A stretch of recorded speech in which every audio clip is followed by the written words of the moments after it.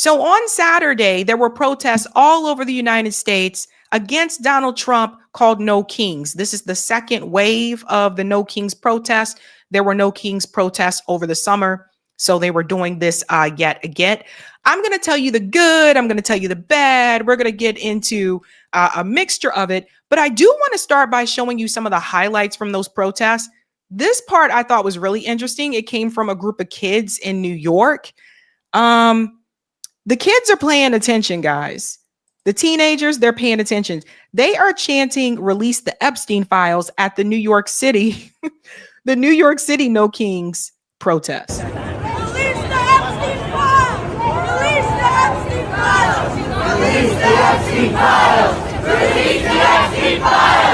Release the Epstein files! Release the Epstein files! Release the Epstein files! Release the Epstein files! Release the Epstein files! Release the Epstein files! Yeah, even the kids know. Even the kids know, ladies and gentlemen, right? Yeah, even they know. We're going to go to another vid here. This is the funniest one of all that I've seen so far. If you have kids in the room with you, you might want to cover their eyes for just a second, but this is hilarious. Someone in Portland, of course it had to be Portland, Oregon. It had to be Portland. Someone in Portland decided to dress up during these protests as a giant wiener. And not the kind you put mustard on. Mr. Richard. It's Mr. Richard. Mr. Richard.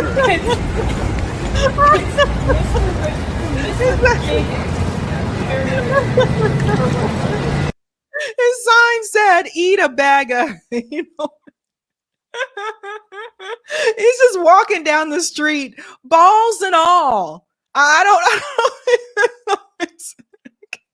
Again, of course, in Portland, Oregon. Nancy Pelosi, I guess, got in on this a little bit.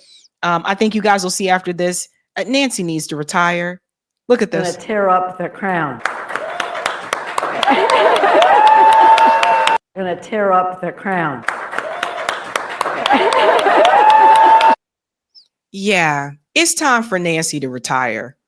It is time. And it's so funny when she does that because it seems like, in her mind, she's like, she did something. Like, because here's the thing. When we talk about no kings, right? We talk about tearing up crowns. It's not just about kings, because the reason why Donald Trump won, let's go into that. How did you get Donald Trump for 2024 anyway? How did he win again? He won again because the Democratic Party didn't do what they were supposed to do for the working class. They didn't pass these policies that greatly would impact the working class. And the few that they did pass, they stopped it short, like the child tax credit, for example, right? So in order to be a full opposition party, you have to deliver for the working class people. So that's how you get a Donald Trump back in.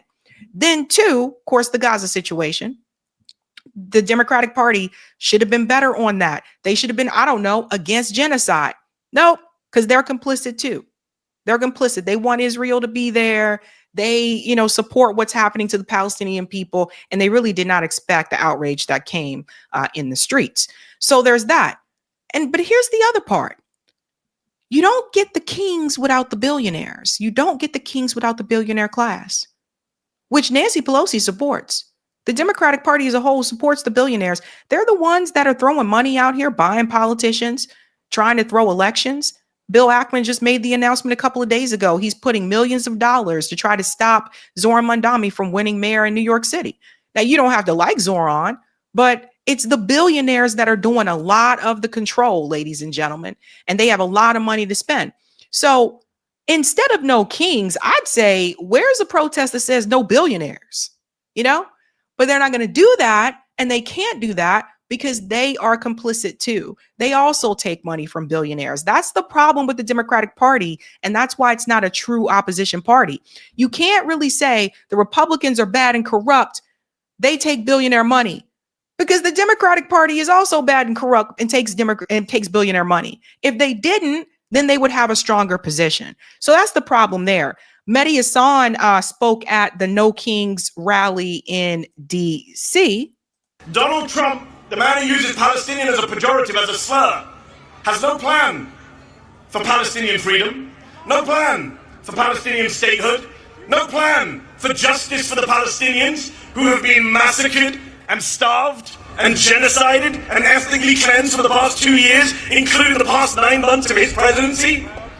Meanwhile, Israel for the past week has violated the ceasefire again and again, killing Palestinians with impunity. Yesterday they killed 7 Palestinian children during the ceasefire. There is no peace in the Middle East because, as Dr. King said, peace is not just the absence of violence, it is the presence of justice. So I'm glad that someone who had a speaking role was able to speak about Gaza, because that was not a part of the No Kings protests. When they talked about, I'll show you the website in a second and you'll see that Gaza isn't even on there. They mention other countries, but they don't mention Gaza. After we watched a live stream genocide for over 2 years, that wasn't even mentioned on the website for No Kings. Now, I will say this. I'm glad that he brought that up there because, like I said, they didn't have it like on the website. But when you see who was attached to this, I think you'll understand why. I will say, I do wish that Mehdi Hassan would have had that same speech at one of the pro-Palestinian protests that was under the Biden-Harris administration. And this is some of the pushback that I have with those who continue to support and amplify the Democratic Party. You need to hold both parties accountable. And the problem is a lot of times because people are like, well, it's my party, so I don't want to go too hard on them. Granted, he did criticize what Biden and Kamala were doing at that time. He said, listen, stop, like get a ceasefire, He did say those things, but it would have been nice if Mehdi Hassan would have been one of those speakers at those pro-Palestine protests in DC. Maybe like, I don't know, the first one that had over 500,000 people there. So that's the thing. Like I have been noticing this, guys. Some of the people who told me to shush when this was happening under Biden and Kamala, now they're speaking out about it. But if you really care about the people and if you are against genocide, you shouldn't sit up there and just speak out about it when it's the other party that's doing it. You got to speak out under both parties. That's the problem that I have with the partisan politics, right? So here was another sign that was at the No Kings protest. This sign here. If Kamala were president, we'd be at brunch. You know, the sad thing about this is that sign is true. If Kamala would have won, all of them would have went right back to brunch and they would ignore everything that's happening right now. That's true. Because I saw that happen under Biden. When Biden won in 2020, it's like, oh, well, it's not Trump, so whatever, we're going back to brunch. That's a sad thing, right? So they are openly letting you know that if Kamala Harris would have won, they would have not held her accountable. We got a problem here, folks. We got a problem here. Now, here's the thing. I love a good protest. I'll be the first to tell you. I love seeing people out in the streets. I do. I do at the same time think it's important to point out what are the demands, who's sponsoring it, what's the message that's being across, right? Where's the consistency, especially on an issue like genocide? But there was something else that was pointed out. And I got to say something. Eric Daughtry, by the way, this is a right-wing account. I do have to say that so people are aware, but he has a point that he shows here. This is the No Kings in Atlanta, Georgia, a city where the largest racial demographic by far is Black people, white, 90% plus of the crowd is white, filled with retirees every single freaking time, he said. Let's look at the video here. Unite to protect us, just in case universities try to teach us, just in case protesters try to show up and remind us of who we are. They go after step 8 and try to break civil society because they're preparing us for step 9. There are 10 steps to protecting our patriots. There are 10 steps to protecting our democracy. There are 10 steps to protecting our right. So first and foremost, again, there were Black people at some of these protests. Do we show up like that in mass? No. No. You won't see a lot of us out there. And there's many reasons, there are some who will tell you that we just kind of feel like, why should we go out there?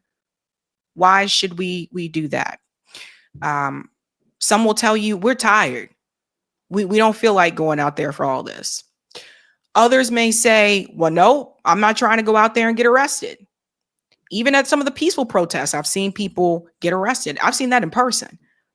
So that's the other thing. Also, a lot of us are at work. This is another thing. So this is a class issue too. A lot of people don't realize. They're like, well, the protest was on a Saturday. Yeah. Some of us work on Saturdays. Think about some of the jobs we have. People don't think about this. I mean, think about it this way. If you work retail, if you are a bartender, waiting tables, etc. Like I know when I waited tables, I didn't have Saturdays off unless I requested it off. So a lot of us, that's another part. Some of us are at work.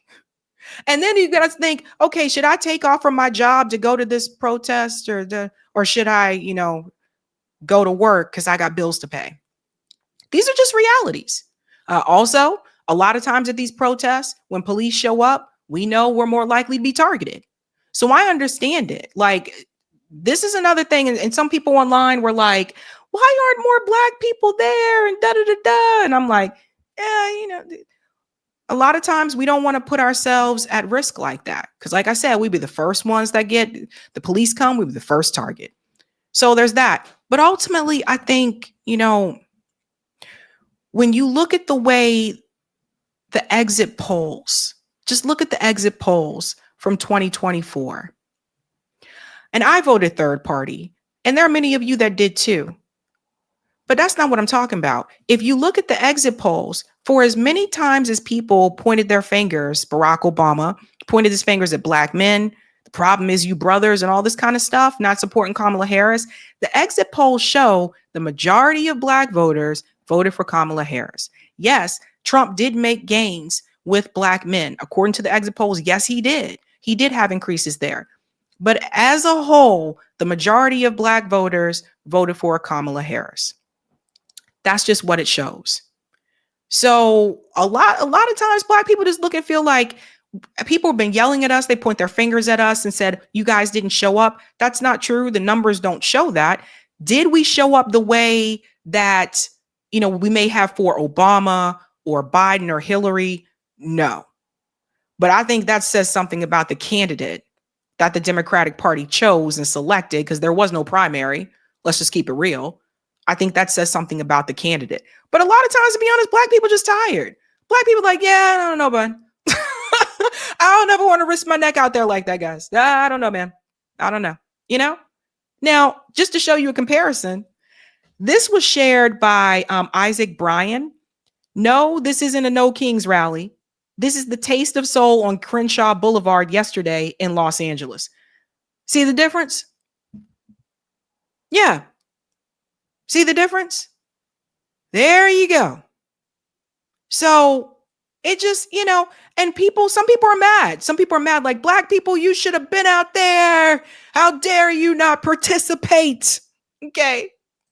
When the police come and they decide to start to arrest people, are you going to bail us out of jail? It's things like that. Now, for me, I'm one, like, I like going to protests. That's just me. But the reality is, everybody don't feel comfortable putting themselves in that position. And I think also Black people, particularly Black people who voted for the Democratic Party, some of them feel some kind of way after the way that, they were spoken to for supporting the Democratic Party. These are things that have been said to me, in privately and also on this show by other people as well, because I didn't vote for Kamala or Donald Trump. I voted third party. So you can imagine the things that were said to me. Okay. So yeah, that's some of the problem. You don't really see us out there lately, there's that. But Cory Booker was out there, him of all people.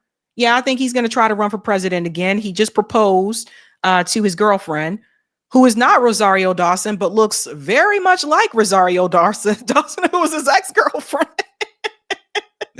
Listen to this. This is amazing. We've got more than 250,000 people already, and I can see it's growing. We're out here today to really just say that Donald Trump, his authoritarian tendencies, what he's trying to do is absolutely wrong. We have a nation right now where people, their ability to meet their everyday needs grow more and more difficult, and we have a president that doesn't seem to care, frankly, just continue corruption that's all about his own pockets. This is wrong. It has to be about everyday Americans. Yeah, you know, the problem with this is that, Corey, you participate in a lot of the corruption because he participates. He took all this money from AIPAC. I don't remember seeing Cory Booker at any protest. You know, the pro-Palestinian protest, of course not, because he takes all that money from AIPAC. This is about Cory Booker putting his face and his name out there because he's probably going to pursue another presidential run. Because he ran in 2020, he's going to pursue another presidential run in 2028. And I think that's what this is really all about here for Cory Booker. So that's the problem. That's what I said before. The Democrats, and especially the ones like Cory Booker, you really ain't got that much to say because you were part of the corruption as well. Now, here was something that was called out. Some of the socialist organizations also participated in the No Kings protest.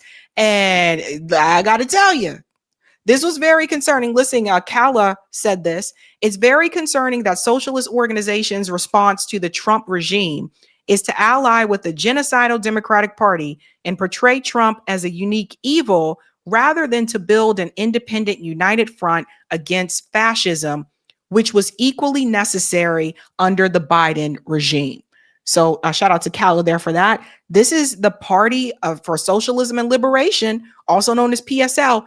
They were telling people to join the No Kings protests, and they were a part of it. So there was kind of this meltdown on social media from people who are, you know, the socialists, because they're just like, why is PSL participating in this event with the Democratic Party? Like, what are you doing? Right now, granted, PSL was very, very much involved in pro-Palestinian protests. They were out there. They presented themselves under the Biden-Harris administration as well. But the thing is, with these alternative parties, you're really supposed to present yourself as an alternative to the duopoly, not as a, okay, well, let's join along with the Democrats or let's join along with the Republicans, like i.e. the Libertarian Party. You're supposed to be an alternative. And if you're not presenting yourself as a true alternative, well, then people will just not take you seriously. And when it comes time when they do run candidates, and they do, people won't take it seriously because they're like, oh yeah, but you're basically a little bit left to the Democratic Party, and you know they have a chance to win and you don't. So this says something about the third parties, which is something I've been pointing to for a while. If you really want to be an alternative to the Democratic Party and to the Republican Party, you can't just go and align with them at every chance that you get, right? Now, some will also say that some of the socialists, some of the farther left participants of this rally participated because they wanted to get their voice out. They wanted to talk to all the people that were at these rallies, and they wanted to say, let me tell you what we should be doing instead of what the Democratic Party is doing. In fact, this guy here is a perfect example. He wanted to hold Cory Booker accountable. And Cory Booker is in this video, you'll see. So apparently that's why he's there. Listen to this. Senator Cory Booker, why do you still take money from AIPAC? Okay, why does he take money from AIPAC? Has he talked to you about it? He takes people that are Jewish, whether it's J Street or AIPAC, he doesn't segregate people out. Happy to take the same money that Republican donors, the same ones who put Trump in office, are also taking? I don't think that people who work for AIPAC or are associated with AIPAC, who take money and organize with the values of AIPAC, should be Democrats. I don't think that we should be associated with them. I think that they are associated with what's happened in Gaza over the past 2 years and support for an apartheid state. If you're an Israeli Jew, you are first-class citizen. Anyone else has different status. That is an apartheid state, and I don't think that anyone who is a Democrat out here for a No Kings rally, who's here for democracy, should be for that. We wouldn't be okay with that here in the U.S. Which is what the whole civil rights movement was about, was saying that you can't have first-class and second-class citizens. And that is what we are opposing in Israel, and that is what AIPAC and people who are associated with AIPAC are trying to say is okay. I'm Jewish.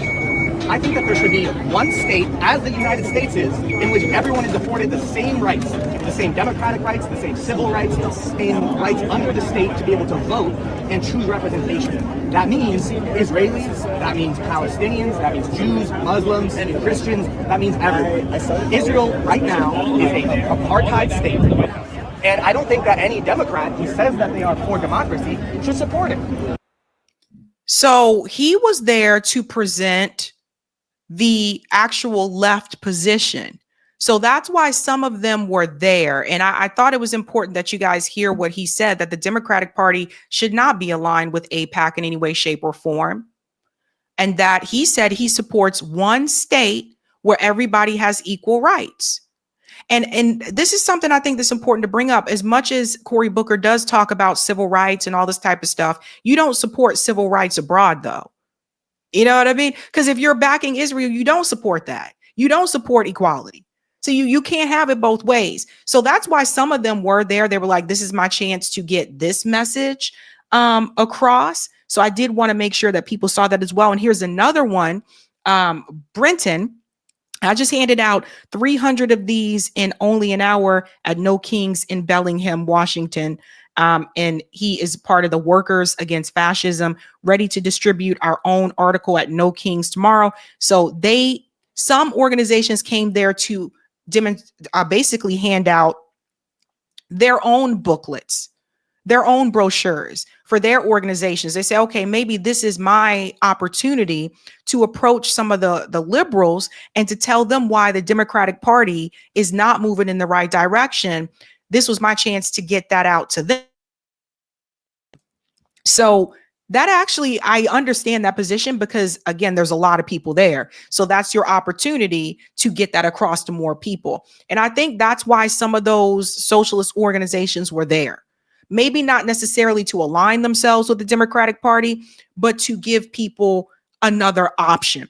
And if you hover over Workers Against Fascism here, it says Revolutionary Marxist Strategy. So that is a Marxist worker organization that went to that rally to get their name out. So I think that's important for people to see as well. But you also need to see who was also behind the scenes of this, because there's a lot of neocon support, and this is very damning. Max Blumenthal said No Kings, the Democrat-oriented protest group organizing anti-Trump rallies this Saturday, urges protesters to wear yellow ribbons inspired by a NATO-backed color revolution in Hong Kong and the Ukraine proxy war. No Kings messaging does not include opposition to U.S.-Israeli wars. And you can see it here. Why we wear yellow, historical context, Hong Kong, protesters carried yellow umbrellas as acts of protest. Again, this is one of those color revolutions. So it's important for people to know some of these uprisings that you see in other countries are actually color revolutions. They're backed by the US, and it's a way to basically to get away for the younger people to turn against the current people in power in those countries. And then the West can just come in and use as an excuse and say, we're going to overthrow your leader now and install the puppet that we want. So this is important for people to know. Asia, yellow ribbons become emblems of hope, accountability, and systemic reform after South Korea's Seoul ferry tragedy. Yellow ribbons, they go there, yada, yada, transparency, justice. And Eastern Ukraine, the yellow ribbon movement reclaimed the color as a signal of resistance and national self-determination amid invasion. So notice what you don't see.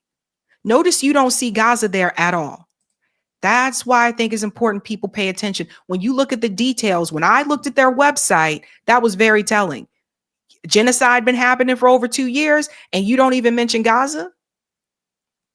So that goes to tell you who is behind the No Kings protest, the fact that they can't even call out the genocide.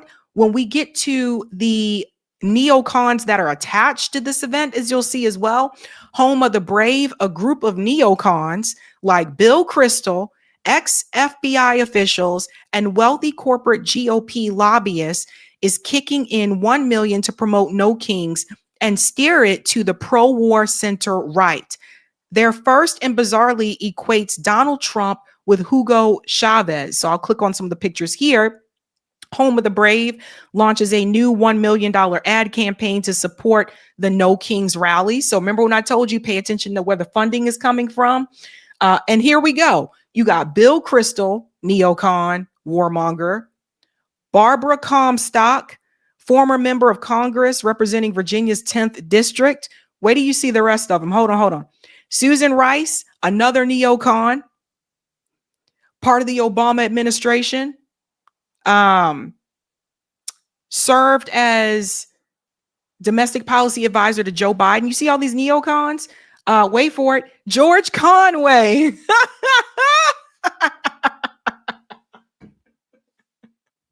George Conway. Yes.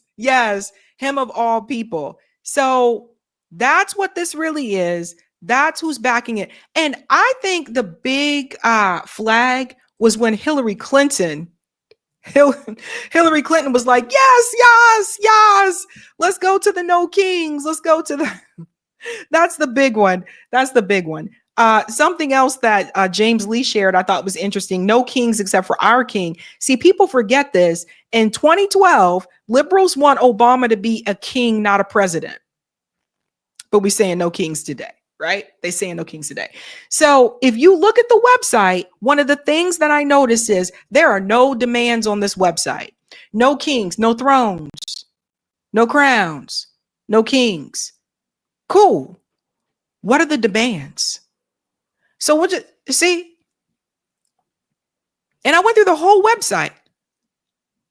So it's like, yeah, people are protesting, right? So they're talking about Trump is abusing power. And you can protest against Donald Trump, but what are the demands? Right? What are the demands? That's how you know. And so for me, I was like, yeah, buddy, no demands. They have know your rights. They have alliance. I went through the whole thing, but they don't have any demands. So I thought Thea here had the right idea. No kings. How about no insurance companies, no medical debt, no student loan debt, term limits, affordable housing, the full Epstein list, cheaper gas, affordable housing, a livable planet, a living wage, an end to genocide, some basic humanity. Yeah, what are the demands? So how could they have taken this a step further, right? And really excite the people even more. I don't know. How about no billionaires? No corruption. Ooh. Actually, no corruption would have also brought out conservatives too, I think. They don't want that. That's the other thing you need to pay attention to. Because we can actually have a class movement in this country, but that is going to mean that people are going to have to put their partisan bullshit aside for like 1 or 2 days and just protest for, economic reasons. So that right there, that's the kicker. There were no demands. So that's how you know, right? Like the 11 demands. FM said maybe if they had, say, demands like 11 of them, right? Like the 11 demands that Eric came up with, right? So that's how you know, guys. That's how you know. But they're gatekeepers, right? So when it is sponsored by neocon, elite, pretty wealthy people, they're not going to allow that rhetoric to come in. They're not going to allow the no billionaires, no corruption. And when you're not a full opposition party, I mean, I guess you can't really say no corruption because you corrupt too. So that's a big part of the problem. But the gatekeeping, I think, is what prevents us from going even further. And that is something I do want to speak out more about this year, is the gatekeeping in different spaces and how that works and why people are willing to attack someone who has an economic platform that is going to benefit the working class.